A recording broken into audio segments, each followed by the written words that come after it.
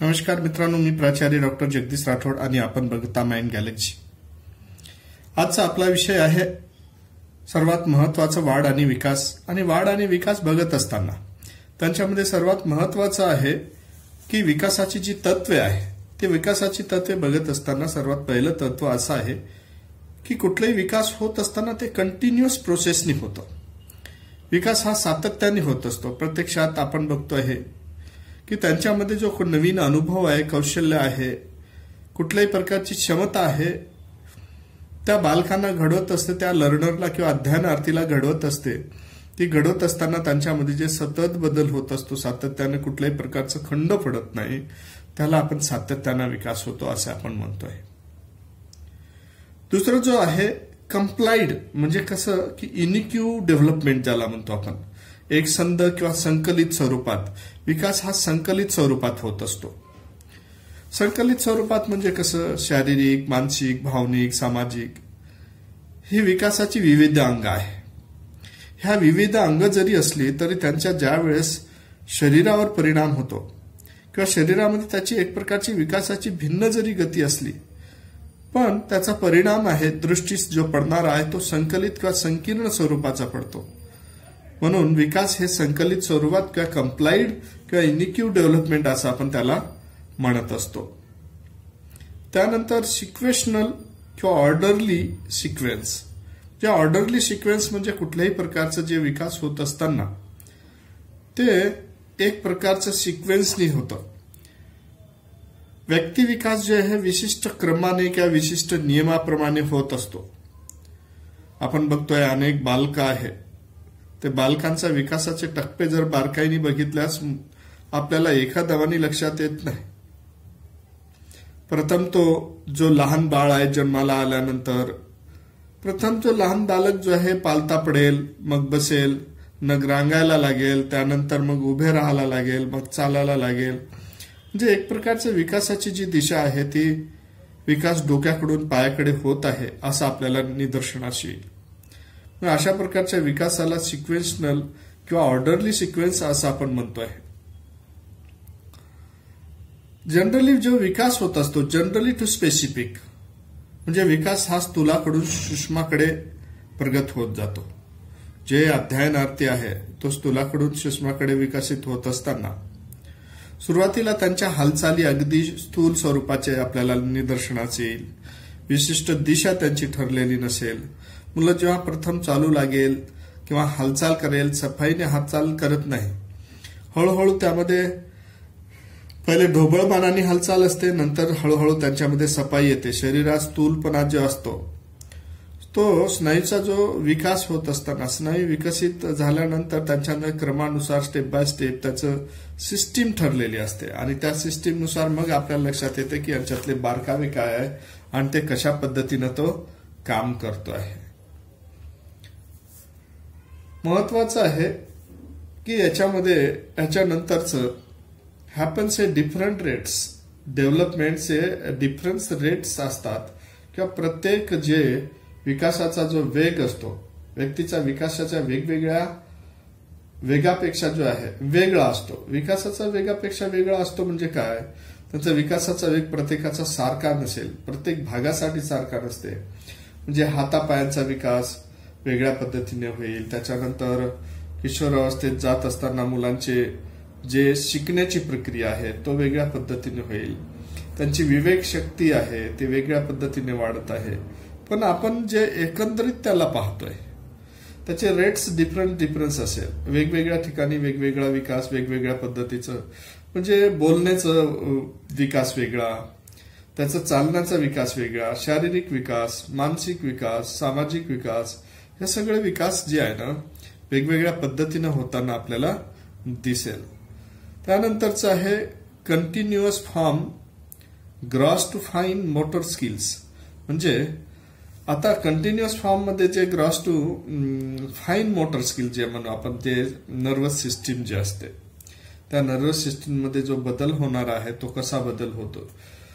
आता विकासाच्या विविध बाजू ज्या परस्पराशी संबंधित असतात, परस्परावर अवलंबून असतात, ते त्यांचं एकजिन्सी जे आहे स्वरूप त्याचं एकजिन्सी असते. मेंदूचा विकास, शारीरिक विकास, मानसिक विकास यांची गती जी भिन्न असली तरी त्यांच्यात एकमेकावर परिणाम होत असतो.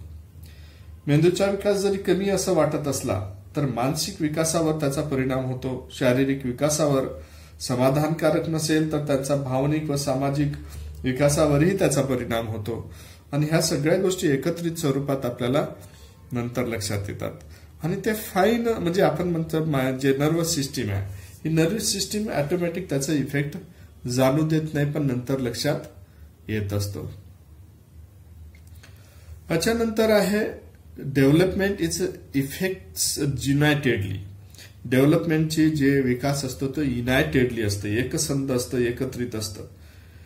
जसं विकासाची एकाच वेगाने होणारी ही प्रक्रिया आहे, म्हणजे एकाच प्रकारे एकत्रितपणे होते.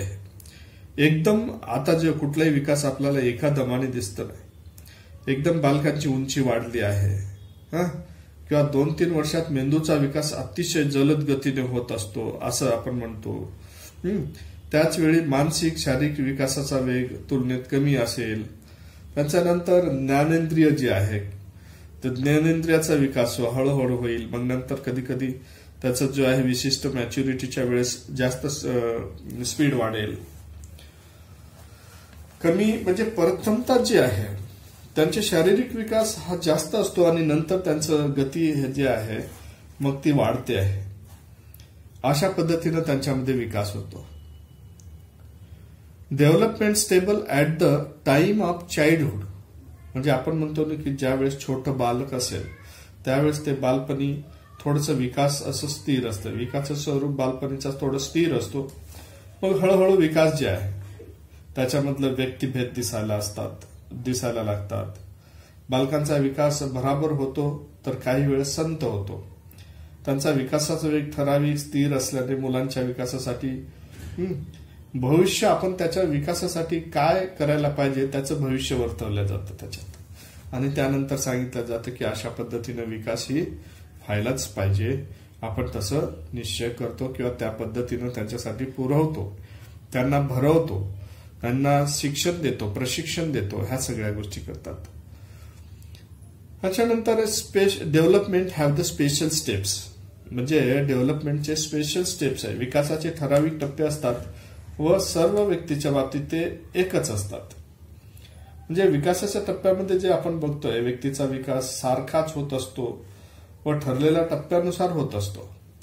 म्हणजे ठरवलेल्या टप्प्यानुसार म्हणजे पहिले त्याची हळूहळू ज्या स्टेप्स आहे त्या स्टेपनुसार तो रांगायला लागला, बसायला लागला, चालायला लागला, उभा राहायला लागला. म्हणजे ह्या स्टेप्स आहेत त्यांच्या त्या स्टेपनुसार जो आहे तो हळूहळू आधाराने चालतो, मग आधार न घेता चालतोय.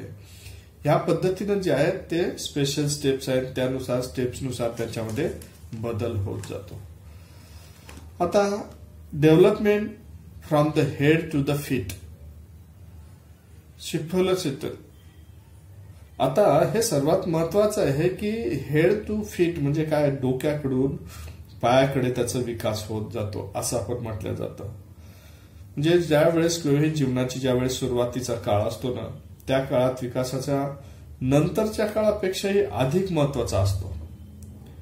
म्हणजे का असतो असं की विकासाची गती प्राथमिक अवस्थेत जास्त असते व नंतर ती संत होत जाते, कमी होत जाते, पण ते अगदी सूक्ष्म स्वरूपाचे विकास होत असते. आणि या पद्धतीने विकास होत असताना आपण म्हणतो हेड टू फीट, म्हणजे पहिले डोक्याचा विकास, मग हात पाय शरीर स्नायू हे मजबूत होत जातात. म्हणून हेड टू फीट अशा पद्धतीने आपण त्याविषयी बोलतो आहे. त्यानंतरचं effect of heredity and environment, व्यक्ती विकासावर जे आहे त्यांचं जे ग्रोथ अँड डेव्हलपमेंट आहे, अनुवंश आणि परिस्थिती यांचा सुद्धा त्याच्यावर परिणाम होतो. तर अनुवंश आणि परिस्थिती यांचा विकासाचा त्यांच्यावर परिणाम अशा पद्धतीने होतो जसं आईवडिलांच्या मध्ये कुठल्याही प्रकारच्या विकासा बाबतीत जर जी परिस्थिती होती किंवा जी परिस्थिती असेल त्या परिस्थितीनुसार त्यांचा इफेक्ट जो आहे त्यांच्यावरच्या बालकांवर आईवडिलांचा जसा विकास होत आहे, आईवडील समजा ठेंगणे आहे, किडकिडीत आहे, स्थूल शरीराचे आहे, लठ्ठ आहे, तर त्याचा परिणाम सुद्धा त्या बालकांच्या अनुवंश परिस्थिती अनुवंशनुसार त्यांच्यावर त्यांचे गुण उतरतात आणि त्यानुसार त्यांच्यामध्ये बदल होतो. त्याचबरोबर दुसरी महत्वाची गोष्ट आहे की परिस्थिती, जे बाजूबाजूचं वातावरण आहे, ज्या वातावरणात त्याला खानपान आणि जे पर्यावरणाचे वातावरण आहे तो जर पोषक असेल तर त्याची वाढ ही अगदी चांगल्या गतीने होणार. पण जर पोषक नसेल तर वाढीला प्रॉब्लेम येणार आणि त्याच्यानंतर मग ती वाढ ही संत होणार आहे. म्हणून यासाठी सुद्धा आपल्याला ते इफेक्ट ऑफ हेरिडिटी जे म्हणतो आपण ते, आणि त्याच्या सोबतच इन्व्हायरमेंट आहे, तर अनुवंशाचा परिणाम होतो, पण अनुवंशासोबत वातावरण सुद्धा त्याच्यावर प्रभाव टाकतं आणि त्याच्यामध्ये सुद्धा बदल होऊ शकतो. तर या पद्धतीने यांच्यामध्ये बदल होतं. त्यानंतर विकास प्रक्रिया जी आहे हे आपण संश्लेषणात्मक असते. संश्लेषण जे म्हणू आपण, अनालिसिस किंवा म्हणतो आपण कॉन्व्हर्जंट आणि डायव्हर्जंट जे असं आपण म्हणू, त्या स्वरूपाची असते. एक तर आतमधून बाहेर विकास होतो किंवा बाहेरून ढोबळमानाने जे विकास ते आतमध्ये असं संश्लेषणात्मक असते. आणि त्यामध्ये जे आहे एकंदरीत ते आपल्याला असं लक्षात येणार नाही, पण ऍट ए टाइम एकंदरीत नंतर लक्षात येतं आणि त्याच्यामध्ये बदल झालेला संश्लेषणात्मक विकास आपल्याला दिसेल. आणि त्याच्यानंतर ते दिसल्यानंतर ते आपण पाहतो की हा विकास घडून आलेला आहे. तर अशा पद्धतीने वाढ आणि विकास जे आहे त्याच्यात विकासाचे जे तत्व आहे इत्यादी पुढील प्रमाणे दिलेले आहे आणि त्याचा अत्यंत चांगल्या प्रकारे आपल्या अभ्यासासाठी त्याचा उपयोग होणार आहे. आणि प्रत्येक लर्नरला हे अभ्यास असणं गरजेचं आहे. प्रत्येक शिक्षकाला अभ्यास असणं गरजेचं आहे. म्हणजे लर्नरचा जर शिक्षकांना जर माहित असलं किंवा लर्नरला असलं की स्वतःमध्ये तो इम्प्रुव्हमेंट करू शकेल, आणि जर शिक्षकांना जर ह्या सगळ्या गोष्टी माहीत असेल तर शिक्षक त्यांना काय पुरवठा द्यायला पाहिजे, कसं शिकवायला पाहिजे, कशी ट्रेनिंग, कसं खानपान द्यायला पाहिजे याविषयीचं त्यांच्या पालकांना मार्गदर्शन करू शकेल. व त्याच्यामुळे त्या विद्यार्थ्यांना व शिक्षकांना सुद्धा अध्ययन प्रक्रिया चांगल्या प्रकारे घडून येण्यासाठी, विकसित होण्यासाठी हे विकासाची जे तत्वे आहे, प्रिन्सिपल्स ऑफ डेव्हलपमेंट, हे उपयोगात येणार आहे. धन्यवाद मित्रांनो.